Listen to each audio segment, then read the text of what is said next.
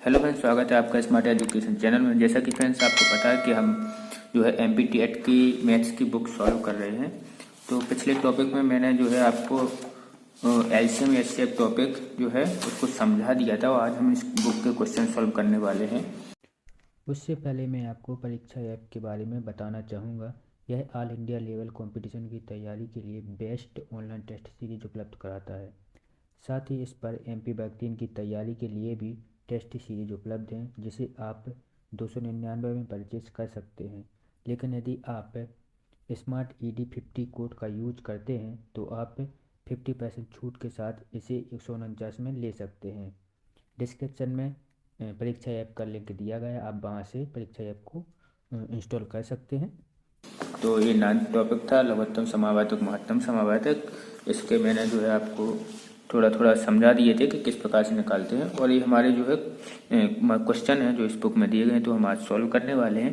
साथ ही मैं फ्रेंड्स आपको आई बटन में एक वीडियो जो है मैं पहले से ही एलसीएम एचसीएफ पे और क्वेश्चनों के लिए मैं वीडियो बना चुका हूँ, तो वो भी पिंग कर दूंगा। यदि आपको नहीं समझ में आती तो वो वीडियो देख लीजिए, या आप मेरी प्लेलिस्ट में जाइएगा तो एलसीएम एचसीएफ की वीडियो आपको मिल जाएंगी।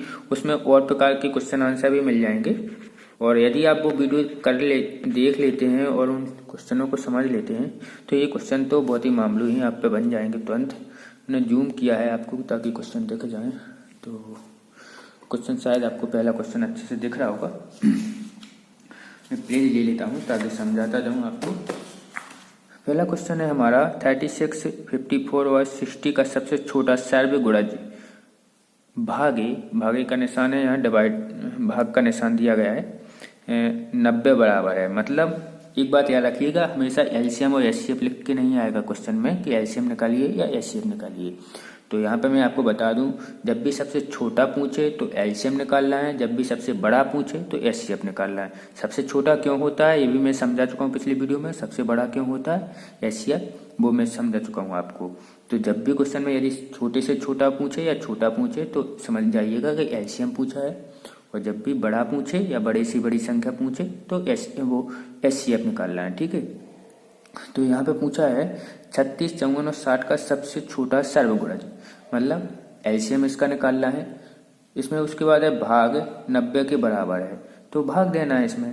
तो 36, 54 और 60 का एलसीएम निकाल लीजिएगा, उसमें 90 से भाग दे दीजिएगा, बस आपका आंसर आ जाएगा।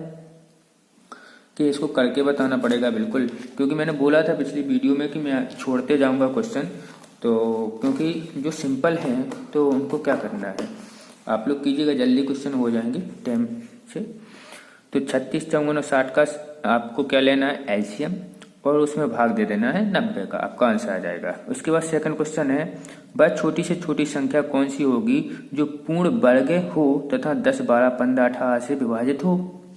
तो इसके लिए आप पूर्ण वर्ग पूछा है उसने कि वह कौन सी संख्या है जो पूर्ण वर्ग है और जो 10, 12, 15, 18 से विभाजित है। तो मैंने कल जब आपको समझा रहा था लघुत्तम समावर्तक और महत्तम समावर्तक, तब मैंने आपको बताया था। पहली बात तो छोटी से छोटी पूछा है तो क्लियर पता है कि एलसीएम निकालना है। ठीक है, तो लेकिन मैंने आपको बताया था कि एलसीएम का मतलब होता है दी गई संख्या, वो जो संख्या निकलती है उसमें दी गई संख्या से भाग चला जाए, और एचसीएफ का मतलब होता है कि जो संख्या हमारी निकल के आई है उससे दी गई संख्या में भाग चला जाए।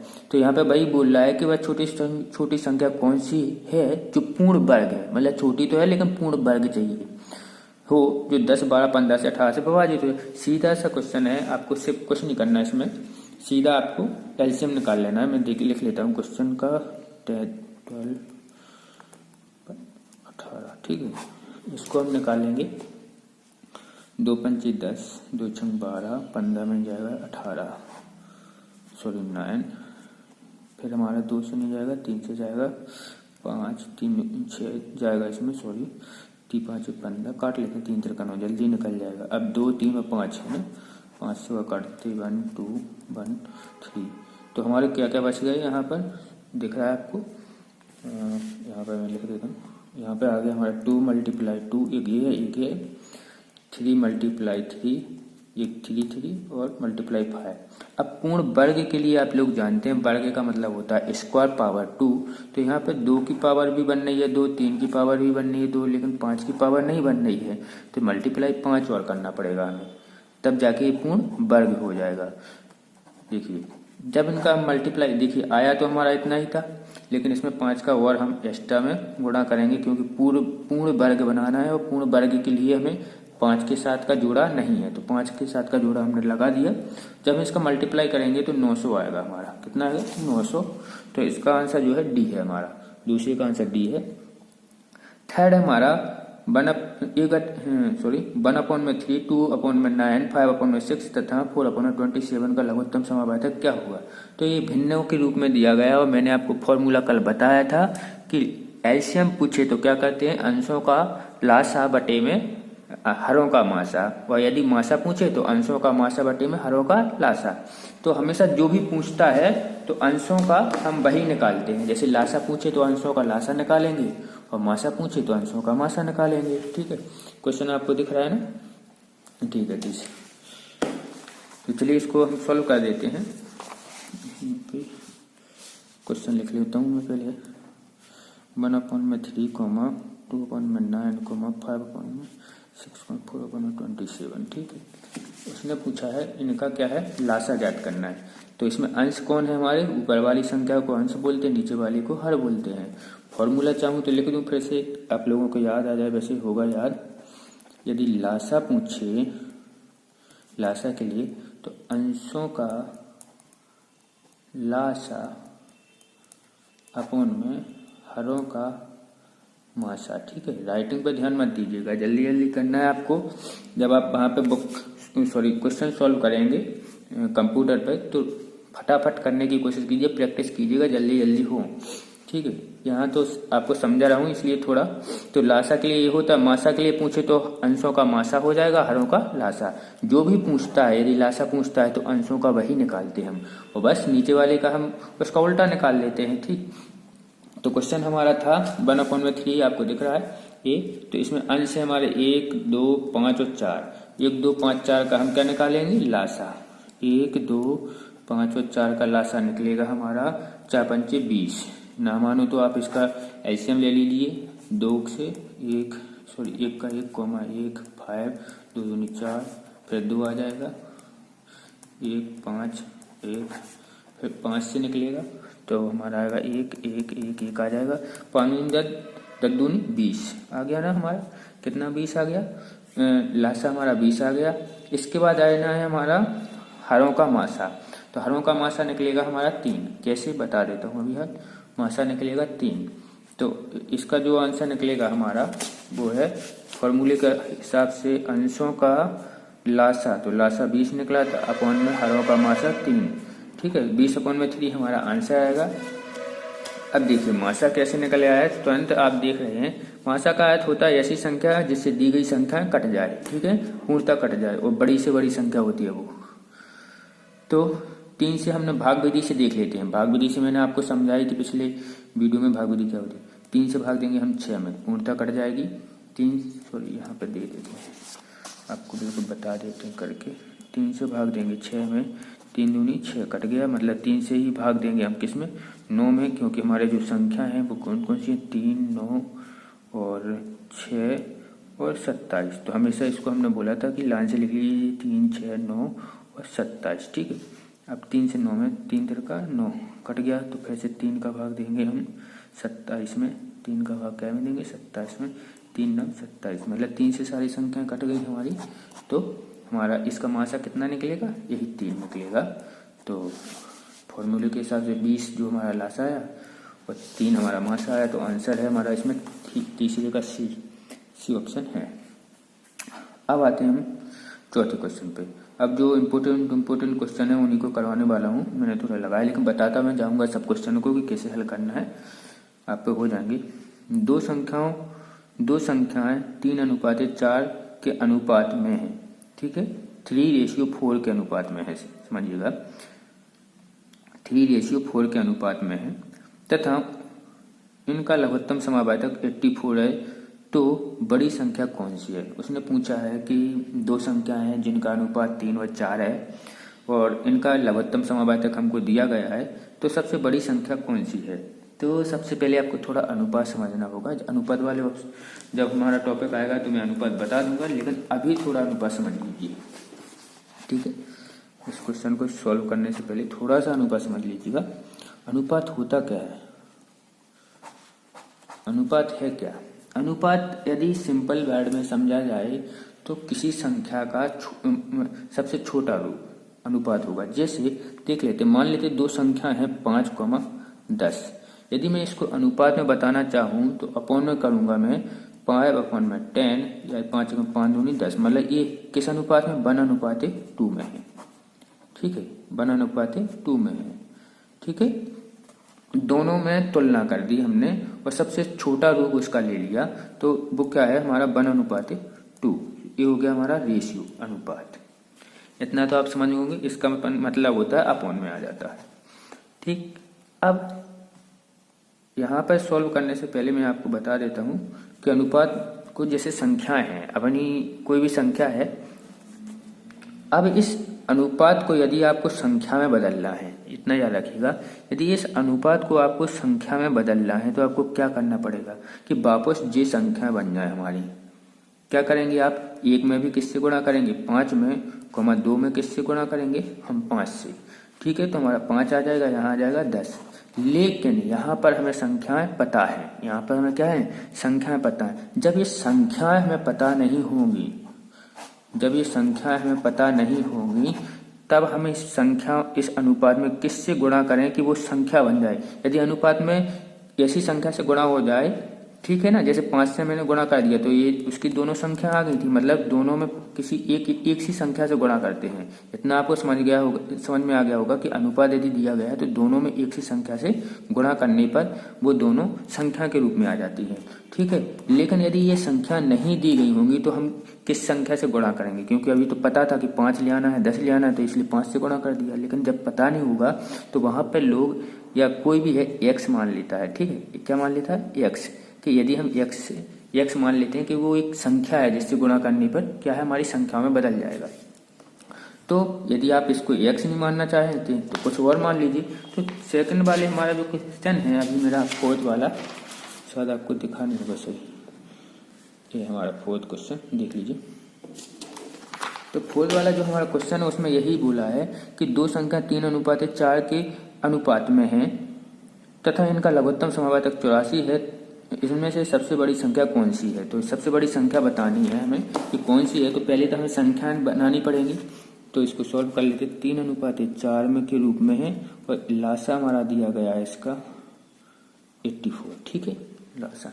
इसको यदि हम संख्या के रूप में बनाएंगे, अभी तो अनुपात में है, तो इसको संख्या के रूप में बनाने के लिए हम क्या करेंगे, 3x multiply 4x, sorry coma लगा देते हैं, मतलब 3 में मल्टीप्लाई कर दिया x से, 4 में मल्टीप्लाई कर दिया x से। यदि किसी को x से प्रॉब्लम है तो y से कर लीजिए, जरूरी नहीं है x ही।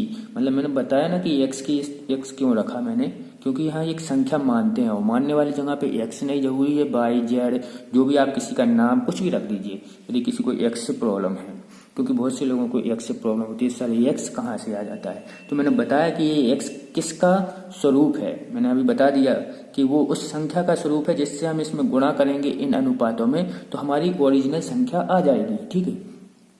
तो हमने क्या किया, दोनों में गुणा कर दिया, तो 3x हो गया और एक हो गया हमारा 4x, ठीक है।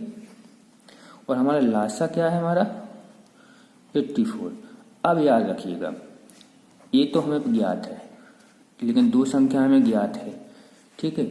यदि इनका लासा निकालें तो क्या निकलेगा, इनका यदि आप लासा निकालते हैं तो क्या निकलेगा आपका, इनका लासा निकलेगा 3x और 4x का यदि आप लासा निकालते हैं तो निकाल लीजिए ना 3x, 4x, इसमें भाग दीजिए x से। बिल्कुल सेम तरीके से निकाल के बता रहा हूँ, मैं तो डायरेक्ट कर देता। तो 3 आ जाएगा, यहाँ पे आ जाएगा 4। अब किससे जाएगा हमारा 2 से, ठीक है, 3 2 दूनी 4, फिर जाएगा 2 से 3 1, 3 से 1 1, यही जाएगा।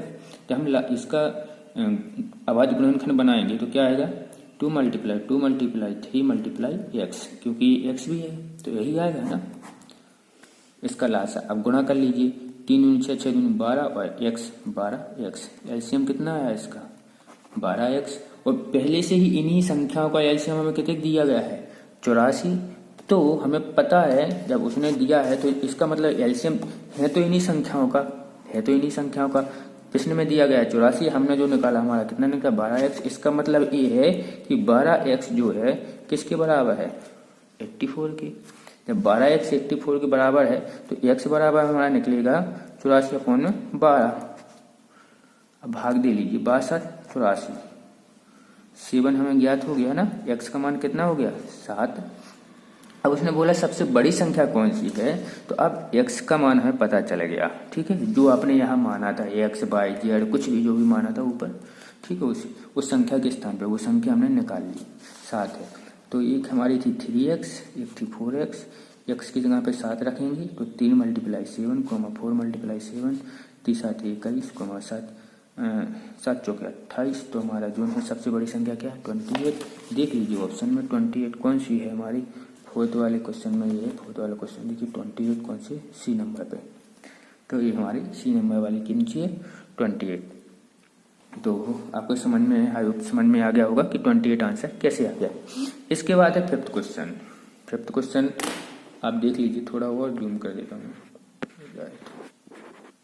अच्छे से दिख जाए ताकि क्वेश्चन, हाँ देखिए क्वेश्चन है हमारा फिफ्थ, दो संख्याओं का मासा महत्तम समावर्तक 13 और उनका लघुत्तम समावर्तक कितना है यदि उनमें से एक संख्या 117 है तो दूसरी संख्या है। इसका एक सिंपल फॉर्मूला है, याद कर लीजिएगा। और आप मेरी वीडियो अगर देख लेते हैं पुरानी वाली, मैं पिन कर दूंगा आई बटन में, यदि देख लेते हैं तो आपके ये सारे क्वेश्चन मुझे हल कराने नहीं चाहिए थे, वैसे बन जाती है, आपको दिखा दी था तो बन जाती। इनका एक फॉर्मूला होता है, एक याद रख लीजिएगा फॉर्मूला, प्रथम संख्या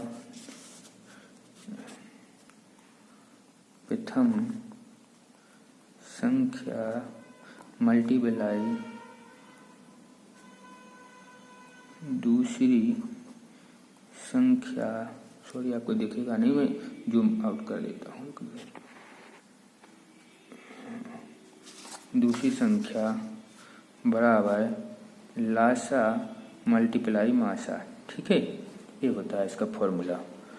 प्रथम संख्या मल्टीप्लाई दूसरी संख्या इक्वल टू लासा मल्टीप्लाई मासा, ये इसका फॉर्मूला होता है। इसी में रख लेंगे हम, इसमें बोला गया लासा और मासा हमें दिया गया है और एक संख्या दी गई है, तो हमें दूसरी संख्या ज्ञात करना है। तो पहली संख्या मान लेते हैं 117 दी गई है, दूसरी हमको ज्ञात करनी है और बराबर में इसका लासा दिया गया है महत्तम 13 और लासा 1989, ठीक है। मासा लासा है 1989 मल्टीप्लाई मासा 13, ठीक है, ये दिया गया है। पक्षांतर कर लेंगे दूसरी के लिए, हम दूसरी संख्या के लिए 1989 मल्टीप्लाई 13/117, बस अब भाग दे दीजिएगा, आपका आंसर आ जाएगा। यदि आप भाग से काटेंगे तो आपका आएगा लगभग 2 to 1 आपका आंसर आएगा, ठीक है। काट लीजिएगा आप, 2 to 1 आ जाएगा आपका। सी ऑप्शन जो है इसमें, सी ऑप्शन आपका आंसर आ जाएगा 5 का। इसके बाद छठवां देख लेते हैं।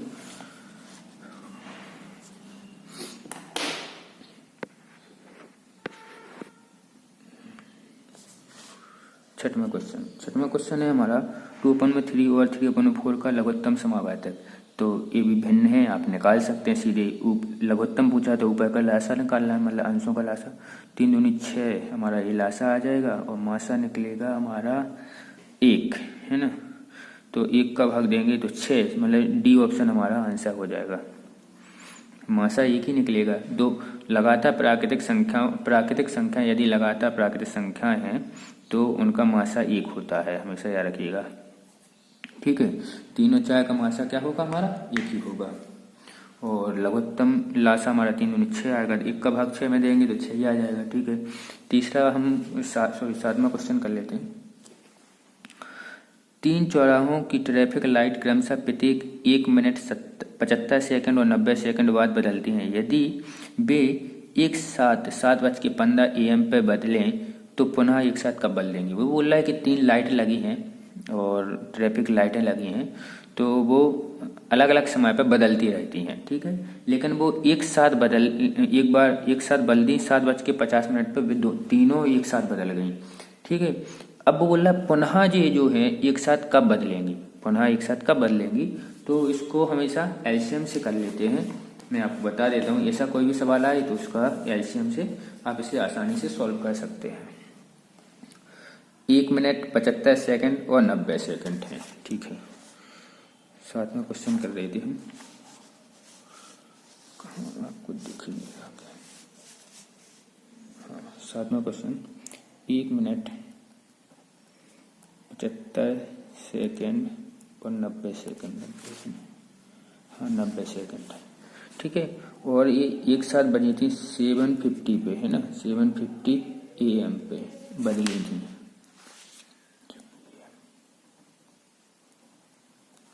अब इनका लेंगे लासा, सॉरी 1 मिनट को पहले सेकंड में बदल लेते हैं। तो 1 मिनट में कितने सेकंड होते हैं? 60 सेकंड, 75 सेकंड और 90।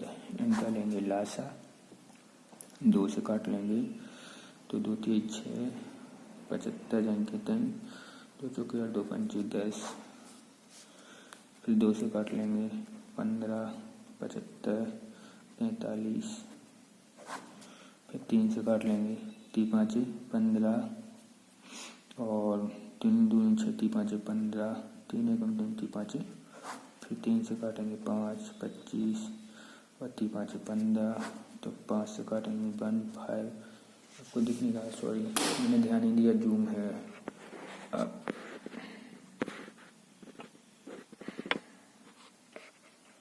तो ये आपको दिख रहा है, मैं एलसीएम निकाल रहा था इसका। तो 5 एक आ जाएगा हमारा और फिर 5 से लेंगे 1 1 1। तो ये हमने अभाज्य गुणनखंडों में तोड़ लिया इसको। तो आप देखेंगे हमारा जो अभाज्य गुणनखंड बनता है वो बनता है 2 × 2 × 3 × 3 × 5 × 5। ये जो है अभाज्य गुणनखंड बनता है। इसका जब हम मल्टीप्लाई करते हैं तो हमारा जो है मल्टीप्लाई आने वाला है 400 900, है ना। देख लेते हैं कितना है इसका मल्टीप्लाई, हमारा जो है 900 है, ठीक है। कितना है? 900। या ऐसे कर लीजिए जल्दी से, 3 3 का 9, 5 25 और 2 2 4, 25 चौकी 100, 100 9 900, ठीक है। तो ये 900 हमारा हो गया, ठीक है। एलसीएम हमारा कितना आ गया? 900 सेकंड, 900 सेकंड आ गई हमारी, ठीक है। अब वो बोल रहा है कि कितने समय में एक बार तो जो बल रहा था हमारा 7:50 AM पे बल दी थी तीनों लाइटें, तो अब कितने समय बाद बल देंगी। तो ये सेकंड में है तो हमको मिनट में ले आना। मिनट में ले आने के लिए 900 में हम भाग देंगे, 60 का काट देंगे तो हमारा आ जाएगा 15 15 छक्के 90, 15, ठीक है। 15 मिनट आ गए, ठीक है। तो हमारा जो पिछली बार बजी थी जो बेल नहीं थी, लाइटें थी, ट्रैफिक लाइट जो बदली थी वो बदली थी 7:50 पर। अब 15 मिनट बाद बल देंगी। एक साथ जो बदलेंगी वो कितने मिनट बाद बदलेंगी? 15 मिनट बाद। तो इसमें 15 मिनट और जोड़ देते हैं तो हम देखेंगे कि 5 5 1 6 हो जाएगा, तो 60 हो जाएगा, तो 0 और यहाँ पे आ जाएगा 1 मिनट इस साइड, 1 घंटा इस साइड आ जाएगा। तो 8 बज के कितने 5 मिनट पे 05 सेकंड, ये 5 मिनट पे बदल जाएगी। 8 बज के 5 मिनट पे जो है हमारा आंसर आ जाएगा AM, ठीक है। तो समझ गए, जब भी अलग अलग समय दिया जाता है उनका एलसीएम लेते हैं और वो मिनट में निकाल लेंगे। यदि मिनट में बोला है यहाँ पे जैसे 7:50 है तो मिनट में बताएंगे हम इसको, तो इन सेकंडों को पहले मिनट में बदल लेंगे और उसको जोड़ देंगे बस। नेक्स्ट देख लेते हैं कौन सा है, इसको रखो। 8वां क्वेश्चन है, आप ध्यान दीजिएगा। 8वां क्वेश्चन है हमारा 30, 36 और 42 के सबसे छोटे सर्वगुणज तथा सबसे बड़े सर्वगुणनखंड का गुणनफल। अब देखिए मैं सारे क्वेश्चन नहीं करा रहा हूँ, इसलिए देखिए सबसे छोटा पूछे, उसने बोला है सबसे छोटे सर्वगुणज, तो इसका मतलब है एलसीएम, और उसने पूछा है सबसे बड़ा सर्वगुणनखंड, तो इसका मतलब है एचसीएफ। और दी गई संख्याओं से किससे निकालना है, तो इन संख्याओं को आप एलसीएम निकाल लीजिए और एचसीएफ निकाल लीजिए, उनका गुणनफल मतलब उन दोनों का पे गुणा कर लीजिए, जो एलसीएम आया और जो एचसीएफ आया उन दोनों का गुणा कर दीजिएगा, आपका आंसर आ जाएगा। इसके बाद 9वां क्वेश्चन है हमारा 9वां, 21 और 49 के बीच 7 के गुणजों का योगफल। ठीक है, 21 और 49 के बीच 7 के जो गुणज हैं उनका योग भागे, इसके बाद भाग का निशान 25 और 30 के सबसे बड़ा सर्वगुणनखंड। तो 25 और 30 का एचसीएफ निकाल लेना है। जैसे कि 21 उसमें 9वां क्वेश्चन है हमारा, 21 से 49 के बीच 7 के गुणजों का योग। 7 के गुणज कौन होंगे 21 से 49 के बीच? 21 को छोड़ के 7 के 7 चौके 28, ठीक है, 7 35, 7 6 42, इनका योग मतलब 28 प्लस 35 प्लस 42। ठीक है, इसके बाद है हमारा क्या पूछा उसने, भाग देना है इसमें योग में 25 और 30 का सबसे बड़ा सर्वगुणनखंड। तो 25 और 30 का सबसे बड़ा सर्वगुणनखंड, 25 और 30 का एचसीएफ निकालना है हमें। तो 25 का भाग दे दीजिए 30 में, लीजिए 25 से कम 25, कितने बचेंगे 5, 5 का भाग दे दीजिए 25 में, 5 25 मतलब कितना आ गया हमारा 5 आ गया ना। तो बस 5 का भाग दे दीजिएगा, इसका योग जोड़ना है हमको, कितना है हमारा 5 6 7 और 7 में 14 15 की 5 1 हो जाएगा हमारा 4 3 7 8 1 9 1 10 105, योग हमारा आ गया 105। और एचसीएफ हमारा आया था जो है वो आया था 5, जो उसने बोला है कि भाग देना है तो 5 से भाग दीजिए, 5 5 21 हमारा आंसर आ जाएगा। तो 21 देख लेते हैं कौन सा है, 9वें का डी है ऑप्शन। तो 21 ऑप्शन जो है हमारा आंसर डी ऑप्शन सही है। इसके बाद 10वां क्वेश्चन देख लेते हैं। 10वां क्वेश्चन है 4 5 6 का सबसे छोटा सर्वगुणज और 5 6 9 का सबसे छोटा सर्वगुणज का अंतर तो आप जानते हैं, अंतर मतलब माइनस करना है, घटाना है। तो इस सबसे छोटा पूछा है, दोनों में संख्या अलग अलग है तो दोनों के एलसीएम लेना है और माइनस कर देना है, आंसर आपको मिल जाएगा। इसके बाद आते हैं 10 के बाद 11वें क्वेश्चन पे।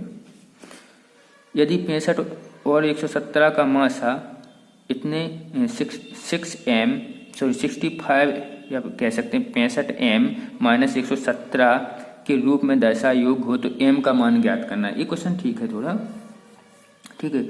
यदि 65 और 117 का मासा, उसने बोला है 65 और 117 का मासा किसके बराबर है, 65m माइनस 117 के रूप में दैशान्य योग है। दैशान्य योग मतलब होता है बराबर है, ठीक है, योग है। तो m का मान ज्ञात कीजिए। तो आराम से आप कर सकते हैं, 65 और 117 का मासा लीजिए, उसको बराबर जो मासा निकले उसको बराबर में कह दीजिएगा 65m माइनस 117 के, बस सॉल्व हो जाएगा।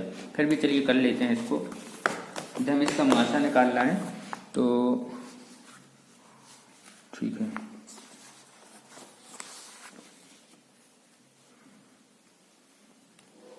आपको दिख रहा है ना किस किस का निकालना है, 65 और 117। 65 और 117 का हमारा मासा निकलेगा 13, ठीक है, निकाल लीजिएगा आप। 65 को हमारा 117 का मासा निकलेगा हमारा 13। तो हमारा हाँ, तो क्वेश्चन है हमारा कौन सा कर रहे हैं हम, 11वां क्वेश्चन। 11वां क्वेश्चन देख लेते हैं। 65 और 117 का मासा निकलेगा हमारा, उसने पूछा है, तो वो है 13। और जिसको हमें करना है, इस 13 को करना है हमें 65m माइनस 117 के बराबर, ठीक है, 117 के। तो संख्याओं को एक साइड ले आते हैं तो कितना बचेगा, 13 प्लस 117 बराबर 65m, 13 प्लस 117 अपॉन में 65 हो जाएगा बराबर m हो जाएगा। तो इसको हम हल कर लेंगे, 17 और 13 को जोड़ देंगे तो 130 हो जाएगा और 65 से भाग देंगे, 6 दूनी 12 5 दूनी 10 मतलब 2 दार में चला जाएगा, 65 दूनी 130। तो m बराबर हमारा कितना निकल आएगा, m बराबर निकल आएगा हमारा 2। अब क्या बोला है उसने, सॉरी उसने, हाँ, तो m का मान हमारा निकल ही आया है, 2 है। तो इसमें ऑप्शन में देख लीजिए बी ऑप्शन जो है हमारा सही है, ठीक है, m बराबर हमारा निकल आया। अब आते हैं नेक्स्ट क्वेश्चन पे 12वां क्वेश्चन है, दो संख्याओं का महत्तम समावाचक 35 व उनका लघुत्तम समावाचक यदि है तो उनमें से एक संख्या इतनी है तो दूसरी संख्या ज्ञात कीजिए। अभी हाल मैंने थोड़ी देर पहले एक क्वेश्चन ऐसी करवाया है और फॉर्मूला बताया है, आप लोग कर लेंगे। इसके बाद है 13वां, दो अभाज्य संख्याओं का महत्तम समावाचक होगा। हमेशा याद रखिएगा, दो अभाज्य संख्याओं का मासा 1 होता है। कितना होता है? 1। दो प्राकृतिक संख्याओं को लगातार प्राकृतिक संख्याओं का मासा भी 1 होता है। दो अभाज्य संख्याओं का मासा भी 1 ही होगा, ठीक है, क्योंकि अभाज्य संख्या किससे कटती है? स्वयं ही से कटती है, और फिर या तो 1 से कटेगी। तो आप जानते ही हैं कि मासा क्या होता है? जिससे कट जाए, ठीक है, जिससे दी गई संख्या कट जाए। तो जब दो संख्याएं हैं, यदि एक ही संख्या होगी तो उसका मासा वही हो जाएगा, लेकिन यदि दो या दो से अधिक हैं और अभाज्य संख्या हैं तो मासा 1 ही होगा, ठीक है। इसके बाद नेक्स्ट है हमारा 14वां क्वेश्चन, देख लीजिएगा। 36 और 60 का सबसे छोटा सर्व गुणनखंड भागे 18 और 45 का सबसे बड़ा सर्व गुणनखंड के बराबर है। उसने बोला है 36 और 60 का सबसे छोटा सर्व गुणज, मतलब है 36 और 60 का एलसीएम लेना है और उसमें उसके बाद है भाग का निशान लगाना। 18 और 45 का सबसे बड़ा गुणनखंड, मतलब इसका क्या निकालना है? एचसीएफ निकालना है, और बस इसके बाद क्या है? भाग दे देना है। जो एलसीएम आए उसमें भाग देंगे, जो एचसीएफ आएगा आपका 18 45 का। एलसीएम एचसीएफ निकाल लीजिएगा और दे लीजिएगा, बिल्कुल बन जाएगा। प्रथम क्रमागत 3 सम संख्याओं का मासा तथा लासा होगा। हाँ, ये सही है। प्रथम क्रमागत 3 सम संख्याएं, तो प्रथम क्रमागत 3 सम संख्याएं कौन कौन सी होती हैं? 2, 4 और 6, ठीक है। 2, 4 और 6 होता है, 2, 4 और 6, ठीक है। अब इसका उसने पूछा है कि मासा और लासा ज्ञात कीजिए, तो इसका मासा कितना निकलेगा आप खुद ही बता दीजिएगा। ऐसी संख्या 2 से भाग दीजिएगा, अपन 2 दूनी 4 कट जाएगा, 2 3 6, मतलब मासा हमारा कितना निकल आया? 2। तो अभी तो पता है कि मासा, पहले देख लीजिए, हमेशा उत्तर भी उसी प्रकार से होगा जैसा क्वेश्चन होगा। पहले मासा लिखा है तो पहले मासा ही होगा इसमें उत्तर में, उसके बाद लासा है तो लासा होगा। तो हमारा 2 हमारा मासा है, तो ए और सी तो ये रिजेक्ट हो गए, ये तो है नहीं। हमारे ऑप्शन होंगे कौन से? बी और डी में से। तो 2 तो इसका मासा हो गया। इसके बाद है इसका लासा। लासा क्या निकलना चाहिए हमारा? ऐसी संख्या, छोटी से छोटी ऐसी संख्या जिसमें तीनों से भाग चला जाए। तो इसका लासा जब आप निकालेंगे तो 12 निकलेगा। देखिए 6 क्यों नहीं हो सकता? देखिएगा, क्योंकि 2 से हम भाग देंगे, 2 3 6 कट जाएगा, 6 से 6 कट जाएगा, लेकिन 4 से 6 नहीं कट सकता है। तो ठीक है, सिंपल सा यहाँ दिख रहा है हमको कि 12 ऐसी संख्या है जो दी गई संख्याओं से कट जाएगी। तो 2 से कट जाएगी, 4 से व 6 से। तो इसमें हमारा डी ऑप्शन सही है। कुछ को तो आपको क्वेश्चन को सॉल्व करने की भी जरूरत नहीं है, ऐसे हो जाएंगे। इसके बाद है 16वां क्वेश्चन, 5, 10, 35 का सबसे छोटा सर्वगुणज और सबसे बड़ा सर्वगुणनखंड का अंतर बताना है, ठीक है। सबसे छोटा सर्वगुणज और सबसे बड़ा सर्वगुणनखंड का अंतर, तो इसमें भी अंतर ही बताना है। आपको पता है सबसे छोटा पूछा मतलब एलसीएम, गुणज पूछा है तो एलसीएम और गुणनखंड पूछा है तो एचसीएफ निकालना है। तो एलसीएम और एचसीएफ का अंतर आपको निकाल देना है। दो प्राकृतिक संख्या 6 और 11 के अनुपात में इनका लासा 462 हो तो इनका मासा ज्ञात कीजिए, ठीक है। तो ये ठीक क्वेश्चन है, लेकिन जो अभी अपने क्वेश्चन किया था ना सेम वही है। तो 6 और 11 से इसका जब आप लासा अनुपात का लासा देखिए, यहाँ पर यहीं पे हो जाएगा थोड़ा 17वां, 11 छंग 66, ठीक है। तो हमारा आ जाएगा 66। देखिए डायरेक्ट एक्स मान लीजिएगा, 6x ऐसी तरीके से किया था हमने पिछला एक सवाल 11x, और तो जब इनका गुणा करें 66, x बराबर हो जाएगा हमारा 462, x बराबर हो जाएगा 462 अपॉन में 66। तो जब भाग देंगे तो 7 दाएं में कट जाएगा ये। इसके बाद मासा है, मासा बताना है अपन को। तो हमारा मासा क्या होगा? यही 7 जो है हमारा मासा निकलेगा। यही 7 क्या होगा? मासा, क्योंकि वही तो है एक ऐसी संख्या जिससे दोनों में गुणा करेंगे तो संख्या पता चल जाएगी। तो 7 जो है हमारा मासा निकल आया, 7 आंसर हो जाएगा हमारा। सॉरी नहीं दिखा क्या आप लोगों को? सॉरी, जूम की वजह से हो जाती है दिक्कत, आप लोगों को बताएं। तो अभी मैंने जैसे बोला ना 6x मान लेते हैं हम, 6x और 11x मान लीजिएगा। और एक लासा जो है हमारा दिया गया था 462 हमें दिया है क्वेश्चन में, 66x हो जाएगा 462 और x बराबर हो जाएगा 462 अपॉन में 66 से भाग देंगे तो 7 दाएं में हमारा कट जाएगा। तो x का मान जो 7 आया यही हमारा क्या होगा, मासा होगा, यही हमारा क्या होगा, मासा। तो 7 जो है हमारा आंसर हो जाएगा इसमें 70वें वाले क्वेश्चन में। इसके बाद 18वां क्वेश्चन है हमारा 12 व 16 का न्यूनतम सर्वगुणज मल्टीप्लाई 10 व 15 का न्यूनतम सर्वगुणज बराबर है। तो मतलब दोनों का हमें क्या करना है कि एलसीएम निकालना है और दोनों का मल्टीप्लाई कर देना है। उसके बाद आते हैं नेक्स्ट पर नेक्स्ट हमारा 18 के बाद 19वां, 18वां मैंने पढ़ा था, 19वां क्वेश्चन। दो संख्याओं का मासा 11 है, लासा इतना है। यदि एक संख्या दी गई है तो दूसरी संख्या आपको बन जाएगी। देखिए सब सेम है, सिंपल है, सिर्फ ये क्वेश्चन अभी आते हैं, ये वाला कर लेते हैं। देखिए ये वाला भी हो जाएगा, आप पढ़ लीजिएगा ये, ठीक है। ये वाला क्वेश्चन हम सॉल्व कर लेते हैं।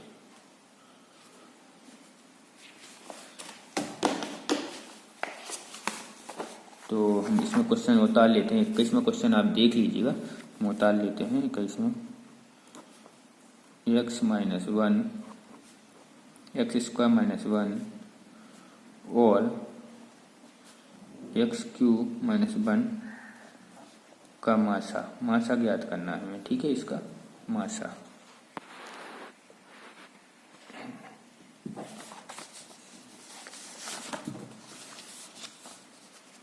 तो क्वेश्चन आपको दिख रहा है, सिंपल है कि क्या है, x minus 1 x square minus 1 और एक्स क्यूब माइनस 1 का मासा हमको ज्ञात करना है।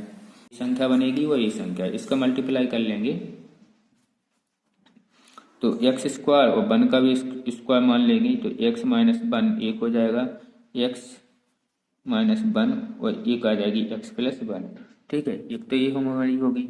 दूसरी संख्या जो है हमारा, इस पे लगेगा a cube minus b cube का फॉर्मूला, तो a माइनस बी जो होता है हमारा, फिर इसके बाद a square plus b square plus x multiply y, sorry a multiply b, ठीक है।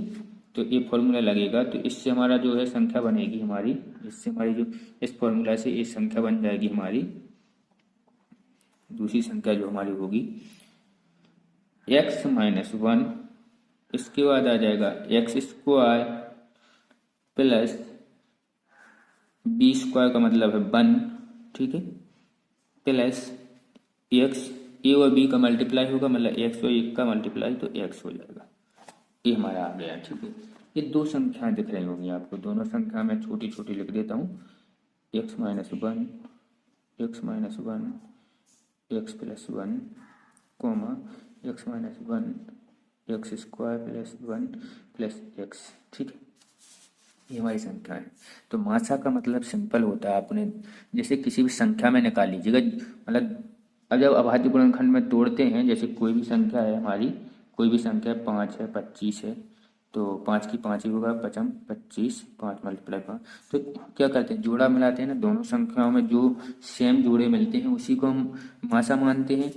तो इसी प्रकार से मासा इसमें भी हम मानेंगे, वो भी किसका, जो इसमें सेम होगा, सेम जो कॉमन संख्या होगी उसको मानेंगे। तो कॉमन हमको कौन सी दिख रही है, ए वाली दिख रही है, x माइनस 1 जो हमें है कॉमन दिख रही है, यही हमारा क्या है, मासा उसने ज्ञात करने को बोला था, तो हमारा आंसर आ जाएगा x माइनस 1, ठीक है।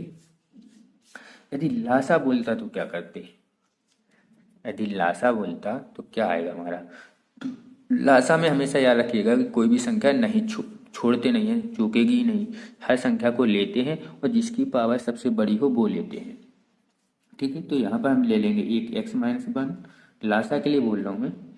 उसके बाद आएगा हमारा, एक आएगा एक्स प्लस 1 और एक आएगी हमारी संख्या ये वाली, ठीक है, x square plus x plus 1, ठीक है। ये हमारा लासा होता है। यदि लासा पूछता तो हमारा लासा यही होता, तो मासा पूछा तो मासा कॉमन हो गया, लासा हमारा ए वाला हो गया। इसके बाद नेक्स्ट क्वेश्चन पे आते हैं। 108 और 144 का लासा ज्ञात कीजिए, सिंपल बोल रहा है। इसमें है 3 संख्या 1 2 3 के अनुपात में है, तीनों का मासा 12 है, तो वही संख्या कौन सी होंगी। तो अभी हाल जस्ट मैंने बोला था, अभी हाल अपन ने ये क्वेश्चन किया था, कौन सा, ये 17वां क्वेश्चन किया था, आपको सॉरी नहीं दिख रहा है, ये सॉरी 17वां क्वेश्चन किया था कि वो प्राकृतिक संख्याएं जिनका 6 और 11 अनुपात है, यदि उनका लासा इतना हो तो मासा क्या होगा। तो इनका हमने मल्टीप्लाई करके भाग दिया था, 7 हमारा आंसर आया था। इसको मासा ही बोला था ना, सेम वही है। यदि उनका मासा इतना है, मासा कितना है 12 है, मासा 12 है तो वो संख्या क्या होनी चाहिए, 12 जो है वो x का मान है। मासा यदि 12 है तो x का मान भी क्या है 12, और यदि वो अनुपात में है तो संख्या मतलब 1 multiply x, 2 multiply x, 3 multiply x होगी। तो गुणा कर लीजिए, 12 कम 12 12 उनकी बात 36, मतलब बी ऑप्शन हमारा इसमें सही है। ठीक है, इसके बाद है हमारा 24वां क्वेश्चन, संख्याएं 200 संख्याओं 425 तथा 476 का महत्तम समावर्तक मतलब मासा निकालना, सीधा सीधा बोल रहा है वो। इसमें लासा निकालना है आपको। 26 वाले क्वेश्चन में आपको लासा निकालना है। देख लीजिए, अब बिल्कुल सिंपल क्वेश्चन है, इसलिए मैं नहीं करा रहा हूँ और अभी तक आपको बनने भी लगे होंगे। इसमें क्या है, जोड़ना है। लीजिए, यहाँ तो लासा भी नहीं पूछा, कुछ नहीं पूछा, बोला है 7:3 और मीटर लंबी रस्सी में 2:3/4 मीटर जोड़ा जाए, तो इनको भिन्न के रूप में बदल लेना है और जोड़ लेना है। सिंपल है, सारे क्वेश्चन बिल्कुल सिंपल हैं, आप देख लीजिएगा। ठीक है, टाइम भी हो रहा है हमारा, 40 मिनट के आसपास वीडियो हो गई है। तो मैं क्वेश्चन दिखा रहा हूँ, जो भी नहीं बने इसमें से क्वेश्चन होमवर्क समझ लीजिएगा आप ना। तो जो भी ना बने आप मुझसे पूछ सकते हैं। तो ठीक है, ये है, हाँ इसमें देख लीजिए, सिंपल क्वेश्चन। और मैं पहले भी वीडियो बना चुका हूँ लासा मासा पे, जो इस बुक में है इसमें बहुत सिंपल क्वेश्चन है। उसमें जो है मैंने कई भिन्न प्रकार के क्वेश्चन बताए हैं। तो आई बटन में मैं वीडियो लिंक जो है कर दूंगा, तो वहाँ पर जाके आप देख लेना। लीजिए,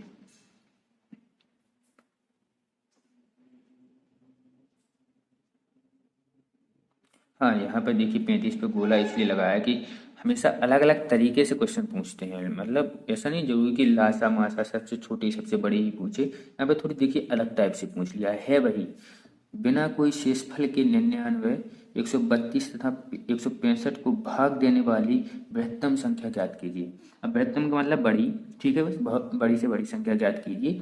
लेकिन मैंने जब मासा लासा समझाया था तो मैंने बताया था कि लासा का मतलब होता है कि दी गई संख्या, जो हमें संख्या दी गई है उससे जो संख्या हमें आती है तो दी गई संख्याओं से उसमें भाग देते हैं तो वो कट जाती है। ठीक है, दी गई संख्याओं से जो हमारा आंसर आएगा उसमें हम भाग देंगे तो वो कट जाएगी। लेकिन मासा में क्या होता है, जो दी गई संख्या है जो आंसर आता है उससे हम भाग देते हैं तो कट जाते हैं। तो इसमें यही पूछ रहा है कि वो बृहत्तम संख्या ज्ञात करनी है जिससे जे वाली संख्या बिना कोई शेषफल के 99, 132, 65 को भाग देने वाली बृहत्तम संख्या, मतलब इन जे सभी संख्या कट जाएं तो ऐसी संख्या ज्ञात करना है हमें। तो दी गई संख्याओं को काटना, इसका मतलब क्या है, मासा ज्ञात करना है। वो बस बृहत्तम भी बोला गया, तो मतलब क्वेश्चन को थोड़ा घुमा घुमा के देते हैं और कुछ नहीं। एक है, नीचे देख लीजिए ये क्वेश्चन। ठीक है, तो ये आपको ज्ञात करना है। ये अभी वाला जो मैंने अभी आपको बताया था एक अंतराल वाला क्वेश्चन, वो लाइटें जो है ट्रैफिक लाइटें जल रही थी ना, तो वही सेम टू सेम है।